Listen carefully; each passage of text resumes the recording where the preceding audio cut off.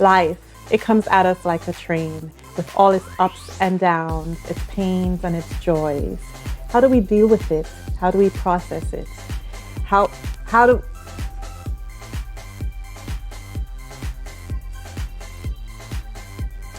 what we learn from life and especially what we teach life back in return makes all of the difference. Welcome to Life Talks.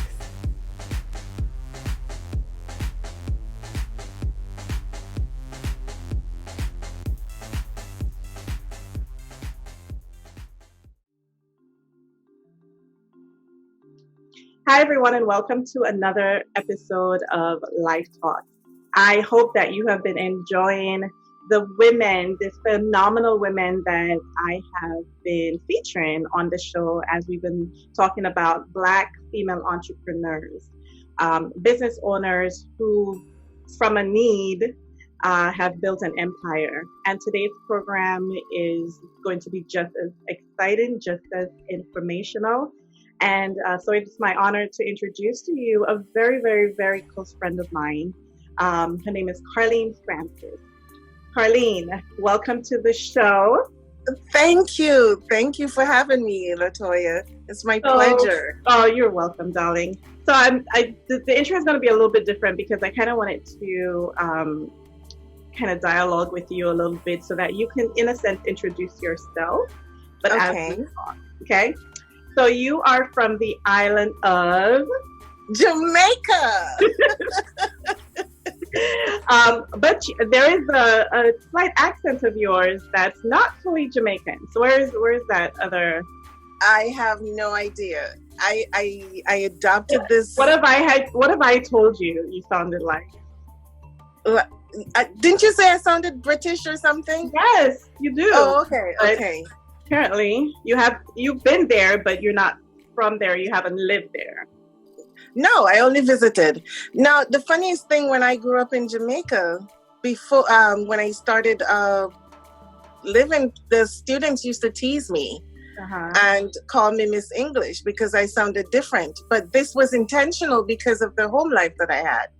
I had to be intentional in creating this person or be able to speak this way in order to live at home. So, yeah. So wait, explain that a little bit more. You had to create this person so that you could live at home. What does that mean? Well, before I was 8 years old, I lived in the country with my grandparents, way up in the country. We didn't have electricity. The river was our bathroom. And so I would go and jump in the river and take my shower in there. Ain't no judgment. That was the good life. Yes. And no flush toilet. You know, it was country, barefoot. I went to school barefoot. So I was really raw, very raw. Right. So when my dad took me from my grandparents and my big cousin at the age of 8, I was now living with his new wife and my sister. And of course, they were a little more polished and they were high colors. So in Jamaica, we used to call them white.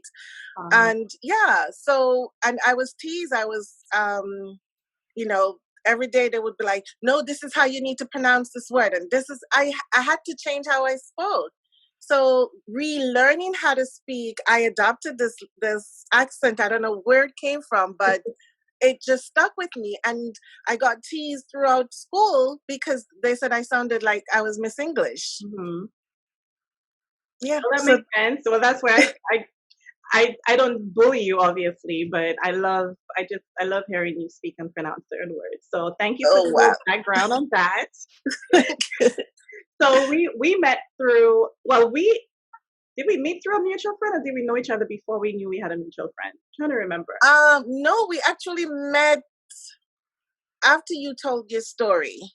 I think that was when I met you. Okay. And then after that, we started talking and got close. And then we realized that we were in this close knitted, we probably may have passed each other and not recognized or know each other at that point. Yeah. And these friends we're talking about is Sabrina. Yes. The queen. And, she had invited me on to her show to share a little bit of my story. And Okay. so many other people had kind of like, hey, Facebook friends and added me, but you were one of those that I'm really happy about. And then we realized that we're at school together. Well, we Yes. were at school together down at Andrews. And so what were you studying? Well, I studied youth ministry with an emphasis in campus chaplaincy and social work. And you are graduating in August? Yes, I am. Congratulations. Praise the Lord. I'm happy. It's kind of bittersweet for me because you left. And so Sorry. I know I'm happy for you, but I also miss our girl time, and Yes. we'll get to that a little bit later. But I do miss you terribly. You're actually in a different state now because you up and left us a few weeks ago, and so otherwise we would have been having this talk in your place of establishment. But yes, you decide you wanted to graduate, so that's fine. So I'll just give a little preview. So you are also a business owner. You own a salon, a nail salon here on campus. And so, like you hear barbershop talk, you hear about the guys in the barbershop, and that's where they talk all their guy stuff. Well, I know for me, the nail salon is one of those places where, I think for us women, we get to talk to our nail technician. So I know throughout the years, the individuals who have done my nails haven't just been my nail technicians, but they've become like confidants. You know what I mean? Yes, definitely. So while you're doing your nails and your feet, you guys are talking, and I don't know, it just kind of evolves. So yes, just like barbershop talk. Yeah. At least your nail person knows your business and it's not going anywhere. And you see them every 2 weeks or something like that. And they ask and they catch up and they ask you how's such and such. And even today, my daughter tells me that she goes to the nail place in Maryland and they're still asking her for me. Oh, wow. And you develop these trusted relationships with your nail tech. So you started your business here. And so we kind of chit-chatted. This is the time we got to talk because I'm studying and you're studying. And we're very, very busy. You were doing your internship too. And so it was like those times where everything else stopped. And while you're doing the feet or the nails is where we got to talk. And I appreciated that because it was through there I realized the incredible story that you have. And I believe in the power of the story. But there are times when we meet people and we see their polished look, right? And we have no idea what it took for them to get to that place of pride or, just looking good and feeling good about themselves. So I was running my mouth and you were like, girl, I have a story too. What am it, and to me, again, I don't prejudge. I just, if someone wants to share with me, they share. But you blew me away, and I think that day, I think I cried a little bit. And when I got home, I bawled. I absolutely bawled. I didn't want you to see me. I'm already started. I didn't want you to see me bawl. See, this is ridiculous. This is what happens when you talk to your nail technician. Before they even start, you're crying. But you started sharing with me your story, and I was blown away. Now you mentioned earlier that you grew up in the countryside and then you went to live with your dad, but you experienced some tough times when you were younger. So what happened? Well, my dad just pretty much brought me to live with this lady who's now supposedly be my mother. And she was a stranger to me. She didn't look like me. She didn't sound like me. Everything was different. It was a different city. And then shortly after my dad brought me there, he left because he has always lived abroad. He never lived at home. So here I am in this new home where you have the light, you have television. I was not accustomed to television. You have a toilet that flush. So this country girl don't know anything. And I don't think they took the time out to kind of show me and talk to me. They just assume, and right away I became an idiot or stubborn or, this. I just got this name from early that I wasn't complying with them. So if I woke up in the morning and somebody said to me, I remember in particular my stepmother's brother's wife, I woke up and she said, go to the bathroom. And I'm like, I don't need to go to the bathroom. In the country, we don't go to the bathroom. What are you talking about? We just, what do I need to go to the bathroom for?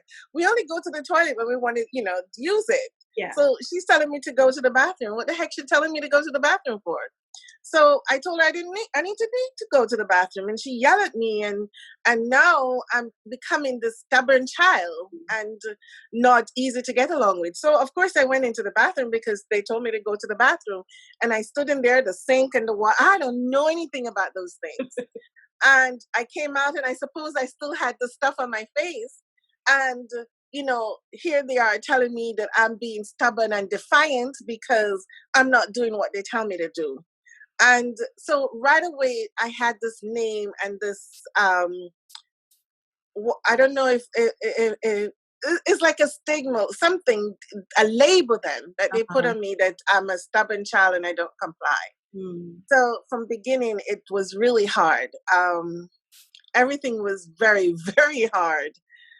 Back in the country, I had about 10 cousins that were older than me and that would, surround me if I went to school and anybody try to bother me or anything. They were there for me. Now I'm here all by myself and being teased about how I speak, how I look, and that I was dark, and, I didn't know what to do. So, as the years went on, I didn't know who I was. I went to school and I would fight a lot. I didn't get into trouble. My thing is, if I say to you, don't touch that, and you touch it, I'm going to punch you in your face. And that was my way of communicating. Oh, yes. Okay. So if I'm eating my lunch and a kid come up and want to take my lunch, I'm going to beat him. So I would fight. I never spoke to anyone. I didn't talk to them about what I was going through, or I just say, don't touch it. And anyhow you touch my food, you and I were going to be having it out. So every evening I was coming home with my clothes ripped, blood on my clothes. It wasn't my blood, but, I would beat some kid. And so now I was a bad child and I was terrible. And, I'm fighting. Kids are bringing home my lunch bag and my backpack, and because I'm at the street fighting, And I remember one day I was fighting an older boy because we were placed in this older class because there was no teacher for our class. And this boy went up and rang the bell. Now, back in the days, the classrooms are in one big room. They're just separated by chalkboards. Right. So when you ring the bell, the entire school everybody hears it. Right. Yes. They get up and start saying the song saying the prayer to go home. And when they realized it's not the teacher who rang the bell, everybody quiet down and stuff. So the teacher came in the class and she was like, who rang the bell? Who rang the bell? And I said, oh, that boy over there. And everybody was like, yeah, you're going to get it after school. So, I was terrified because this guy was bigger than me and he was much older than I was. And I was so terrified that he was going to beat me. And, after school, I got out like everybody else and I was going about my business. And there comes this boy punching me in my back. And I jumped on him. I don't know where I got the strength from, but I jumped on this dude. I grabbed a rock and I hit him in the head. And the next thing I saw was blood. And I just ran. So when I went home covered in blood and my stepmother was freaking out, oh my God, I'm like, oh, it's not my blood. Right. So I was looked at as this terrible child, problem child that nobody can get through. And so, what else to do when you're called those names and treated that way? And, I was told to do all the dirty work and, all this kind of stuff. And so, you kind of probably live up to those expectations. Right. So, and you said your dad wasn't No, around as much. He would visit probably every two times for the year or so. As a child, that's what I was thinking. I don't know. I haven't asked Right. him now how often he used to come home, but it used to be like probably in my head was twice a year we would see him for about 2 weeks, and then he was gone again. And how was that relationship? That was horrible as well. I remember when I first started living at the house, and my stepmother had taken me to go get some outfit because my clothes, because of the lamp, my clothes were all black. So they had to get rid of all of my clothes. So they took me out shopping, but everywhere we went and everything I tried on couldn't fit. So of course, when I came home, I was telling my dad because I was excited. I climbed on his lap and I was telling him about the adventurous day that I had. And it annoyed my stepmother. She was cussing that why I'm telling my dad everything. So right away, I decided, okay, since I can't tell him everything, I won't tell him anything. And he was not the kind of dad who would come and say, hey, what's going on? Is everything okay? No, he didn't communicate at all.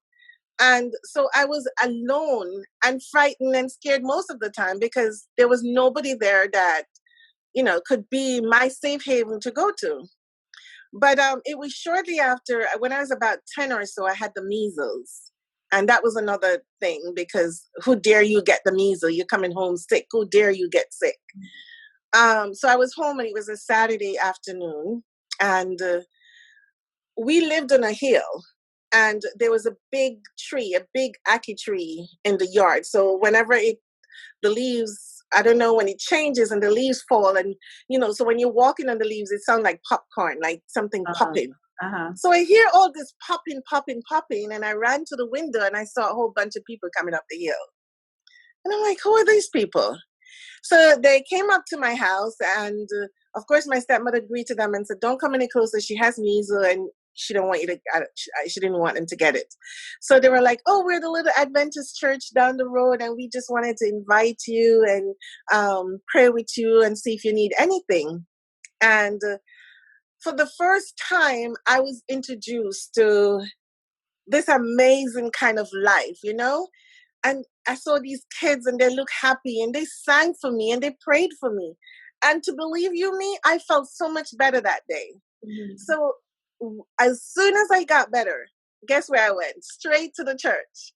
And that somehow became my safe haven. I was very active. I used to sing.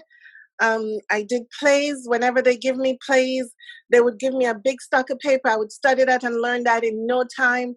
I was very, I don't know. It was like I found excited. You found a home. You found value. Yes. I found a belonging. And they saw you. Yes. I remember singing. I was so little when I was singing. The little old man picked me up and put me on a chair so that the people could see me. I remember that. So that was how small I was, singing up there in front of all these people, and I wasn't scared of it at all. But and so that became my safe haven to go to when I needed some sort of comfort or sense of belonging. Yeah. So before we talked, we talked about difficult conversations, Yes. And a lot of times, again, in your nail salon, this is where the real pull the curtain back conversation. We talked about relationships, we talked about marriage, we talked about divorce, and we talked about trauma. Now you were receiving your Master's of Social Work. Again, congrats. But there was one day when you said to me, you had been through some trauma. Yes. Yourself. And it was so interesting because immediately you said, well, how come you never asked me about it? Right? Remember you said that? And it's really interesting because there are some people that just do not want to speak about what they've gone through. They don't want to speak about the hurt. But I just admired you so much because you were just like, yes, this happened to me. This absolutely happened to me, but it doesn't define who I am. I think maybe that's why I cried so much that day, because it's so refreshing to to see someone who has journeyed through Mm-hmm. their experiences and then in turn now are equipping themselves to help someone else. Yes. So what exactly was it that you had gone through that has brought you to this place? At the age of 11, I was molested. Um, I don't know if I want to share who did it just yet, but it was a family member who did. And I wasn't able to tell anyone about it because here I am living in this home where nobody regarded me or wanted me there. I was told several times that, you don't belong here.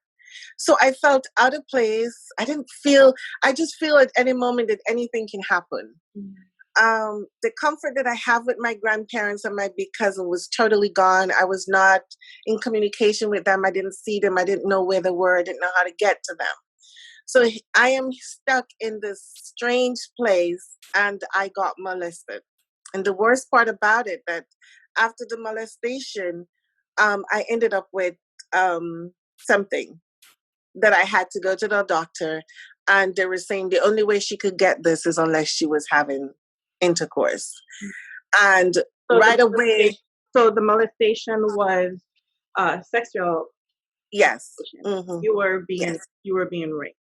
Yes, not totally. They tried, but it couldn't happen because I was 11 years old. I was a child. Mm-hmm. So there was nothing could have happened, but they tried. And in the process of doing that, I end up getting something. Yeah. And I remember getting cussed out and called all these names, horrible names, and So are you talking as like an STD? yes. Okay, and so that's why the medical personnel said it has Yes. to be through some sexual encounter for you to Yes. Mm-hmm. Mm-hmm. And so now they were convinced that I was having intercourse with boys in the neighborhood. So now I have another name to add to the other names that I have. And then that was 11 years old. And then when I was about 12 to 13, so between 12 and 13, I was constantly being molested.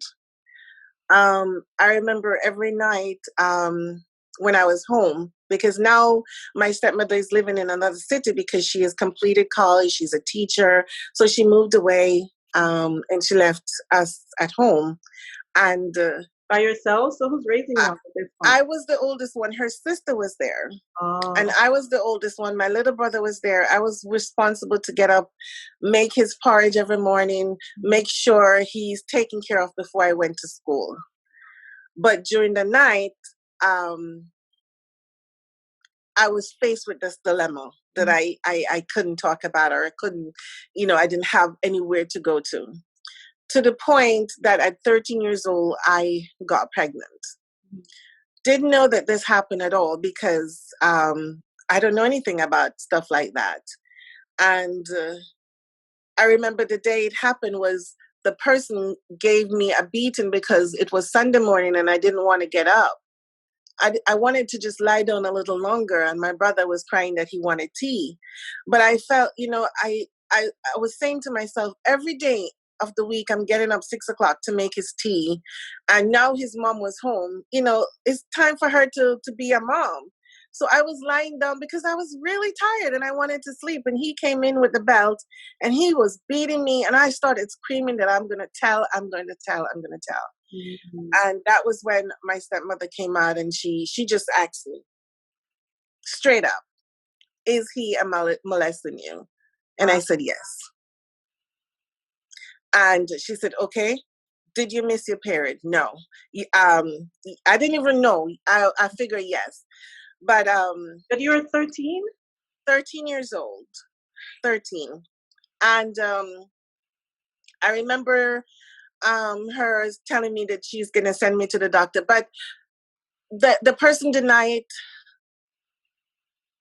He denied and cried Christ off of the cross. And, so I had a little diary that I had written everything, the dates and everything that was happening to me, because I used to love writing.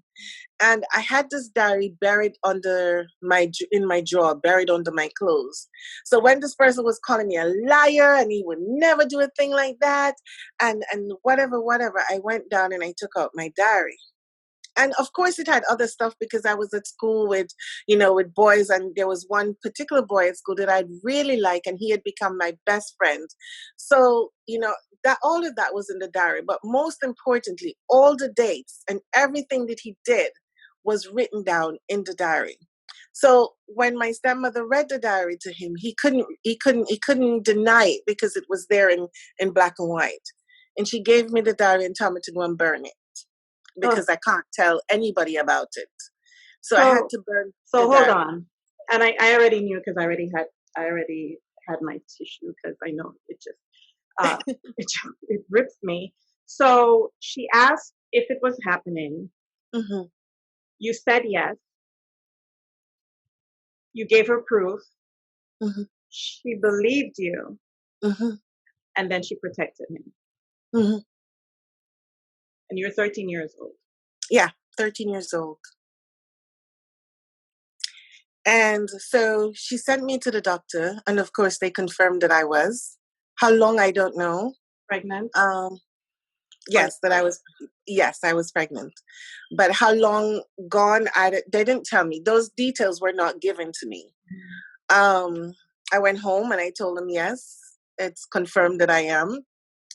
And now I was posed with this question: do you want to carry this child? Because if you do, it's going to look like a monkey, because you're same DNA with this person, and the child is going to look like a monkey. Or my stepmother. Okay. So at 13, I had to make the decision whether to carry this child or to get rid of it.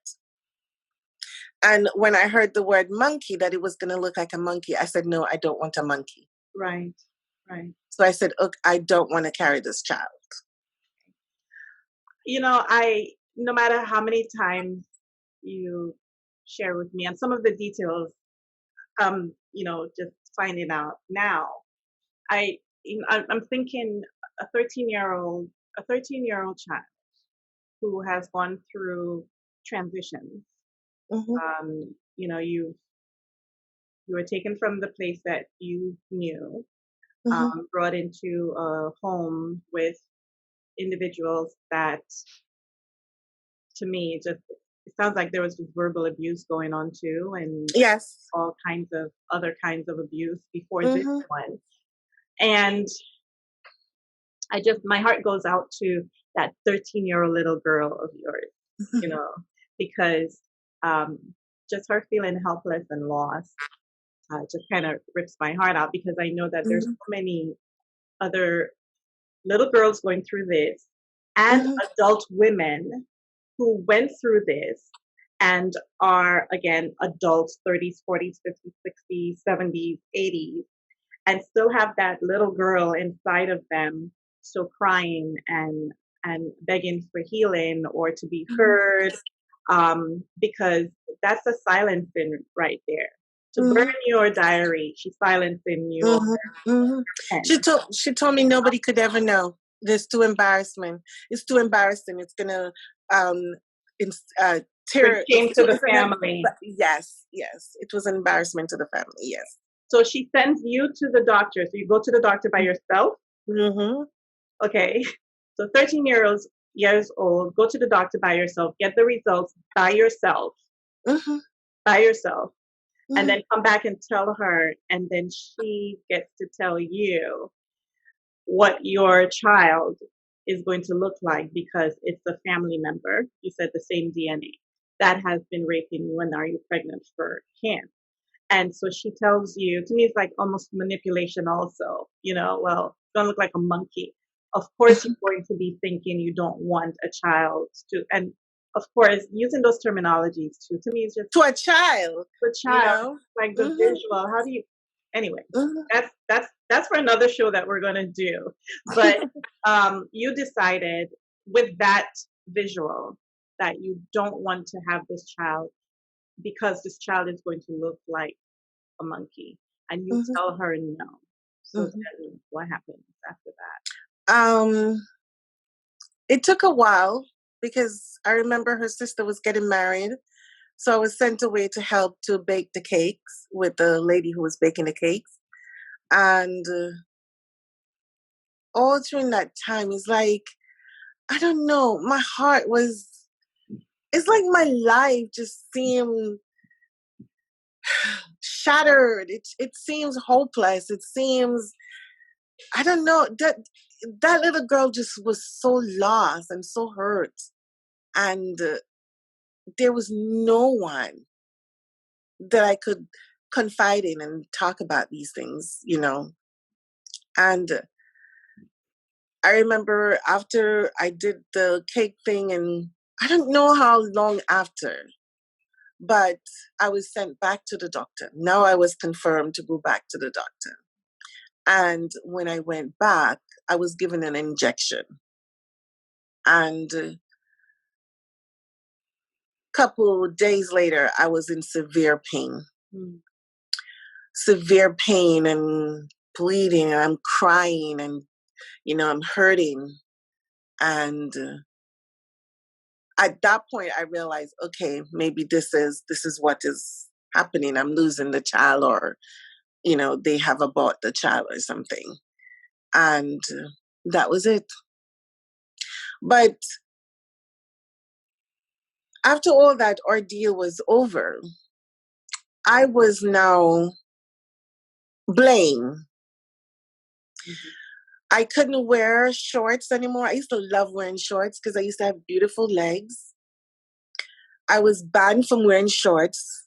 I was banned from wearing anything at all that was revealing in the house. I couldn't go out without wearing my bra. In the house, I'm talking, you know. This is your stepmother that's applying those rules. Yes. Mm-hmm. And I couldn't be in the same room with a person at any time by myself.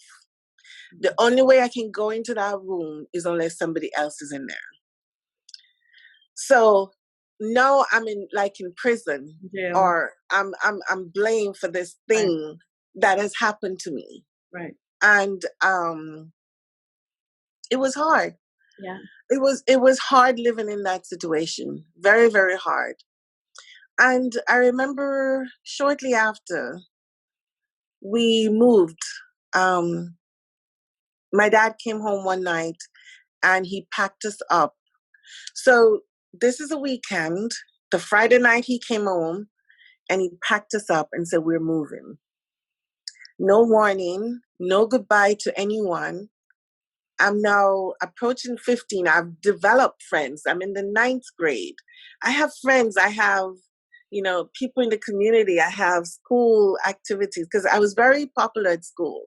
I used to sing and I used to dance. And for some reason, I became very popular. And whenever there were any occasion, anything that they were having at school that requires someone to speak or requires someone to sing or to do anything, they would call on me. Everybody knew who I was.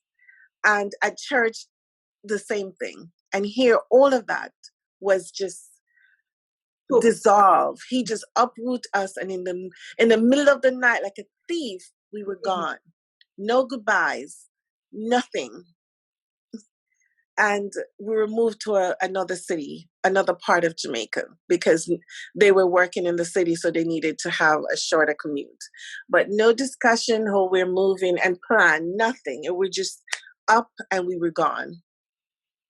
So obviously and I've told you need to write a book.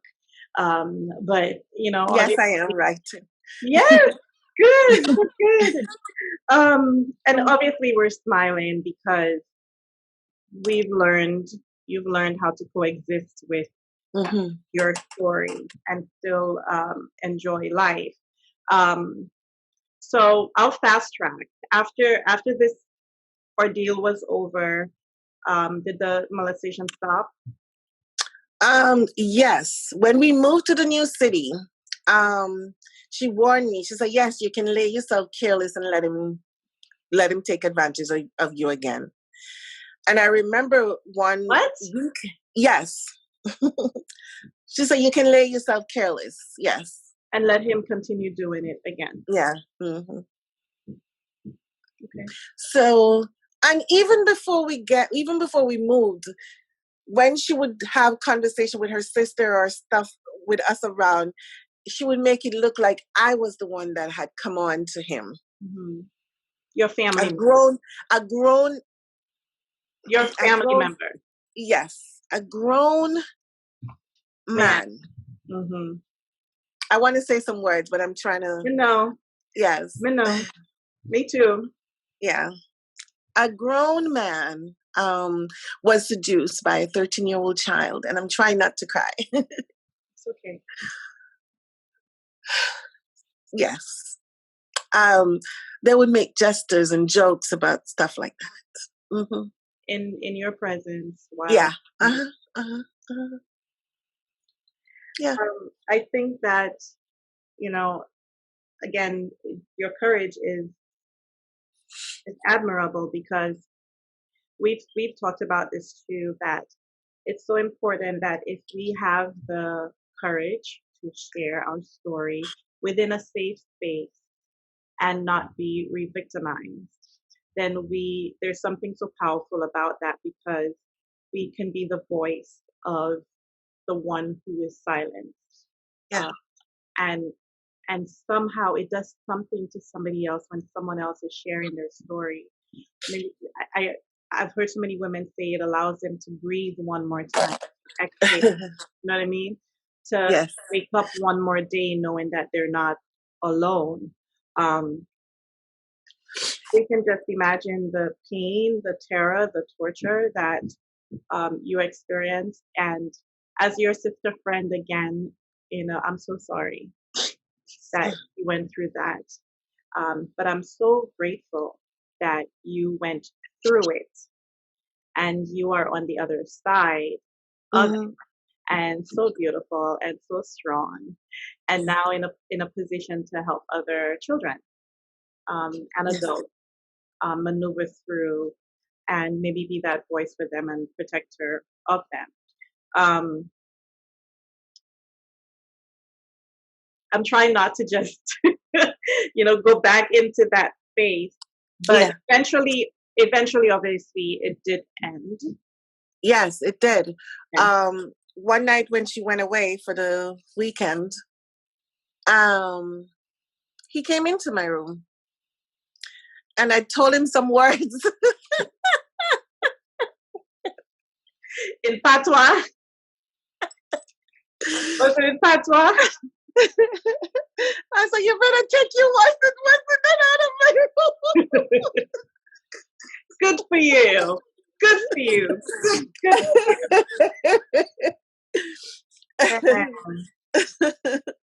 So I got brave, because now it's out in the open, Right. So he can't deny it anymore, Right. So you can call him out. Yes. And I did it loud, because now my siblings were older. And they were in the next room, and right. Yes. So I was like, you better get out of here. Go girl. Good for you. Yes. Yeah. And he clearly. Yes. He remembered where he was going. It's not little Carlene anymore. Carlene has been through some hard time, and she's not going to go through that again. Mm-hmm. Not again. Good for you. Whew.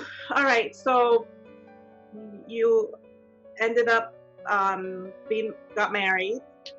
Well, we kind of jump a lot. I know, because we have so much to cover, and when I was to talk about, that's fine. I'm all for it. Okay. So let me just catch you up a little bit. Okay. So living in this new environment now, I went to meet my mother when I was 15. Okay.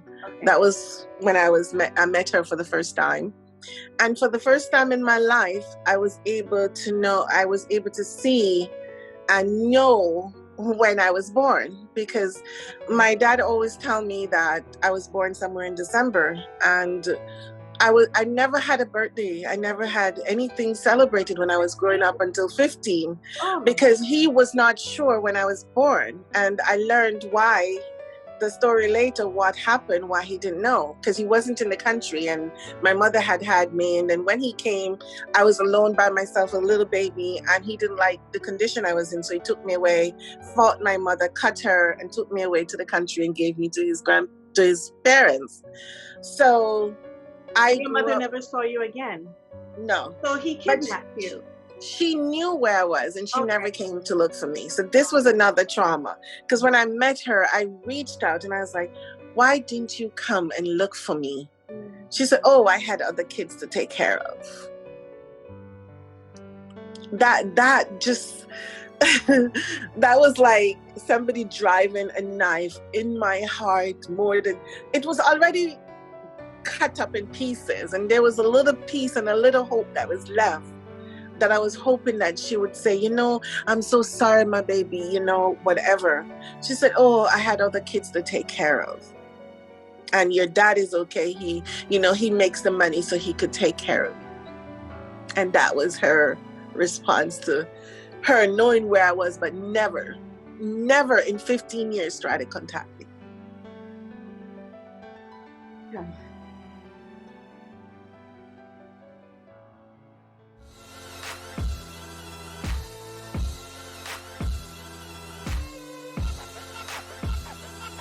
Thank you for joining us on another episode of Life Talk. I hope that you were inspired and that you have felt a rejuvenation in your life. And I hope that what you are saying right now is that the answer that you are given to what life has thrown at you is that I am still here. Email us with your Life Talk ideas at mylifetalkstv@gmail.com. See you next time.